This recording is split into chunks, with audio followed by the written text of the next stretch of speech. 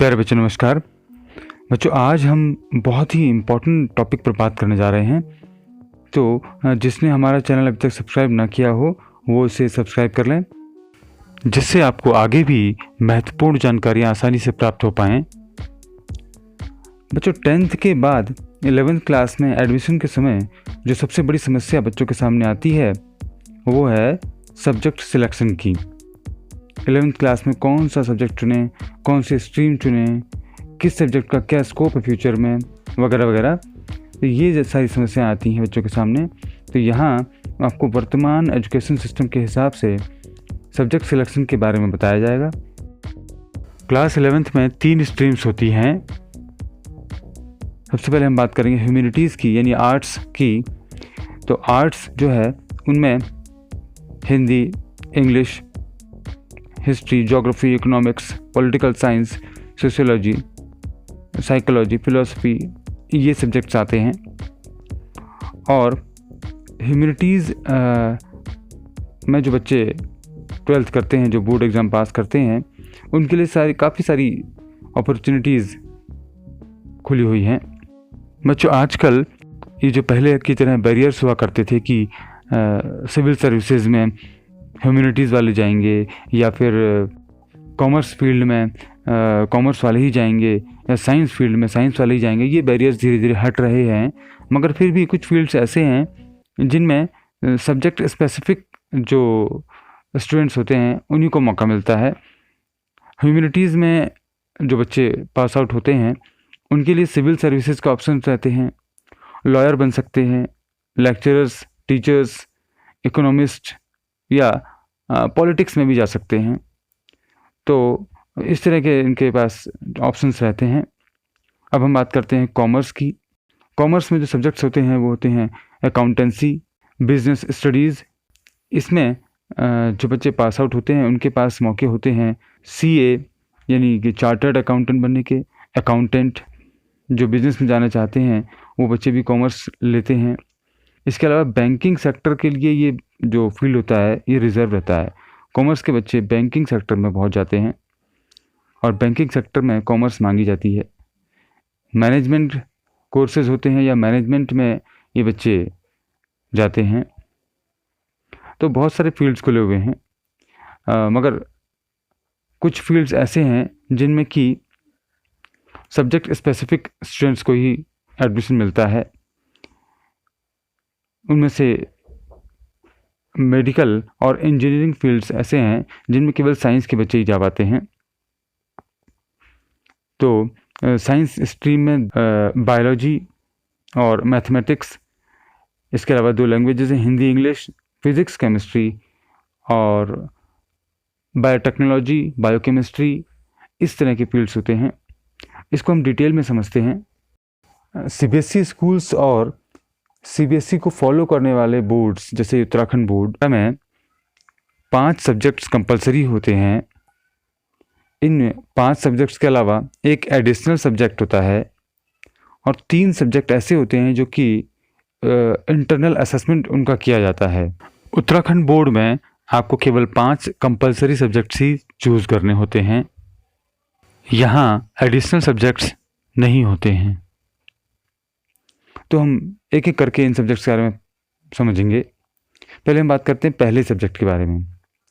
देखिए बच्चों, जो पहला सब्जेक्ट है वो कोई लैंग्वेज होती है, यानी कि हिंदी या इंग्लिश, इन दोनों में से आपको एक सब्जेक्ट चुनना होता है। ये कंपलसरी सब्जेक्ट है, यानी या तो हिंदी चुनेंगे या फिर इंग्लिश चुनेंगे। तो एक सब्जेक्ट तो आपका ये हो गया। अब दूसरे सब्जेक्ट की बात करते हैं। दूसरा सब्जेक्ट भी हमारा एक लैंग्वेज होता है। CBSE ने 32 लैंग्वेजेस की एक लिस्ट प्रोवाइड कराई है। इन 32 लैंग्वेजेस में से एक लैंग्वेज हमें और सेलेक्ट करनी होती है, जो कि दूसरा कंपलसरी सब्जेक्ट होता है। ये उर्दू, संस्कृत, पंजाबी, तमिल, तेलुगु वगैरह में से एक सब्जेक्ट आप चुन सकते हैं। यहाँ पर ध्यान देने वाली बात यह है कि सभी स्कूल्स में ये सारी लैंग्वेजेस नहीं होती हैं, क्योंकि इतनी सारी लैंग्वेजेस के टीचर्स नहीं हो सकते एक ही स्कूल में। तो ज़्यादातर स्कूल्स में हिंदी और इंग्लिश जो है फर्स्ट और सेकंड लैंग्वेज के रूप में, यानी फर्स्ट और सेकंड सब्जेक्ट के रूप में अवेलेबल होते हैं। अब हम बात करेंगे थर्ड, फोर्थ और फिफ्थ सब्जेक्ट के बारे में। सीबीएसई ने कुछ ग्रुप्स बना रखे हैं, जिसे सीबीएसई ने नाम दिया है ग्रुप ए और ग्रुप एस। ग्रुप ए का मतलब है एकेडमिक इलेक्टिव्स, और जो ग्रुप एस है उसका नाम मतलब है स्किल्स। तो ग्रुप ए में से 3 सब्जेक्ट हम चुन सकते हैं, या फिर ग्रुप एस में से 3 सब्जेक्ट चुन सकते हैं, या फिर ग्रुप ए और एस के कॉम्बिनेशन में से 3 सब्जेक्ट भी हम चुन सकते हैं। अब बात आती है छठे सब्जेक्ट की, यानी सब्जेक्ट नंबर 6 की। तो ये एक एडिशनल सब्जेक्ट होता है, और पहले के 5 सब्जेक्ट्स को छोड़कर ग्रुप ए या ग्रुप एस में से कोई भी एक सब्जेक्ट, या फिर लैंग्वेजेस में से कोई भी एक सब्जेक्ट चूज़ किया जा सकता है। जो हमने बात की सब्जेक्ट 7, 8 और 9 की, तो ये जो है वर्क एक्सपीरियंस यानी कार्यानुभव, और हेल्थ एंड फिजिकल एजुकेशन और जनरल स्टडीज़, ये 7वां, 8वां और 9वां सब्जेक्ट होते हैं। इनमें से वर्क एक्सपीरियंस जो है वो हेल्थ एंड फिजिकल एजुकेशन के अंतर्गत ही आता है। ये इंटरनल असेसमेंट के तौर पर लिए जाते हैं। तो मेनली वैसे 6 सब्जेक्ट्स ही हमारे होते हैं, उनमें से भी 5 सब्जेक्ट्स कंपलसरी होते हैं। अब यहाँ पर 2 कंडीशन बन सकती हैं। यदि छात्र क्लास 12th में सभी 6 विषयों में पास है, तो बात आती है कि उनमें से कौन से 5 सब्जेक्ट्स जो हैं वो चूज़ किए जाएंगे। तो ये जो एडमिशन अथॉरिटी, जहाँ पर एडमिशन लेने वाले हैं आप, या फिर जहाँ पर आपका सिलेक्शन होने वाला है, उन पर डिपेंड करता है कि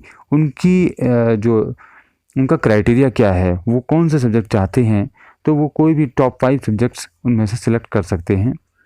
इसके अलावा अगर एक और कंडीशन आती है कि यदि कोई बच्चा 12th में 5 सब्जेक्ट में पास है और एक में फेल है, तो जिसमें वो पास है उस सब्जेक्ट को फेल की जगह रिप्लेस कर लिया जाता है, यानी कि टॉप 5 पास सब्जेक्ट्स को ही चुना जाता है। फेल को मेरिट में या फिर एडमिशन के समय क्राइटेरिया जो भी होता है उसमें इंक्लूड नहीं किया जाता है। बच्चों, अब जो सबसे इम्पोर्टेंट बात है वो आती है कि हमें कौन सा सब्जेक्ट लेना चाहिए। यानी हर इंडिविजुअल को, यानी आप अपनी बात अगर करें तो आपको कौन सा सब्जेक्ट लेना चाहिए, वो बात सबसे इम्पोर्टेंट है। तो हम उस पर चर्चा करते हैं। देखिए, अगर आपको ये कन्फ्यूज़न हो रहा है कि मुझे कौन सा सब्जेक्ट लेना चाहिए, कौन सा सब्जेक्ट मेरे आगे काम आएगा, मैं किस में अच्छा हूँ, तो आप सिर्फ और सिर्फ एक ही क्राइटेरिया देखिए, एक ही मेरिट देखिए कि आप सब सब्जेक्ट्स को सामने लिख लीजिए कॉपी में, जो जो आपके पास हाई स्कूल में थे, या जो जो अवेलेबल हैं आपके स्कूल्स में, या जो जो आप चाहते हैं करना, जो जो आपको अच्छा लगता है, और उनमें देखिए कि सबसे अच्छा आपको क्या लगता है, जिसको करने से आपका मन खुश होता है, जिसको करने से आपका मन प्रसन्न रहता है, जो आप सबसे बढ़िया, सबसे बेहतर तरीके से कर सकते हैं, उस सब्जेक्ट को चुनिए। और अगर फिर भी आपको कोई डाउट है तो आप एक मूवी ज़रूर देखिएगा, उसका नाम है 3 इडियट्स। आप वही सब्जेक्ट चुनें जो आपको अच्छे लगते हैं। किसी के कहने पर, या ये किसी के माता पिता के या दोस्तों के या किसी गुरुजी के कहने पर आप सब्जेक्ट चूज़ ना करें कि इसका स्कोप ज़्यादा है या दूसरे सब्जेक्ट का स्कोप कम है। सभी सब्जेक्ट्स अच्छे होते हैं, सभी का स्कोप बहुत अच्छा होता है। बस ये एक इंडिविजुअल पर, एक मनुष्य पर डिपेंड करता है कि वो उस सब्जेक्ट्स को कितना अच्छे तरीके से कर सकता है। सबके लिए इस दुनिया में जॉब है, सबके लिए इस दुनिया में नौकरी है, अगर वो उस काम को सही तरीके से कर सकता है। तो मेरी आपको शुभकामनाएं हैं, आपका भविष्य उज्जवल हो। आप जो भी सब्जेक्ट लें उसमें अच्छा करें। Thank you.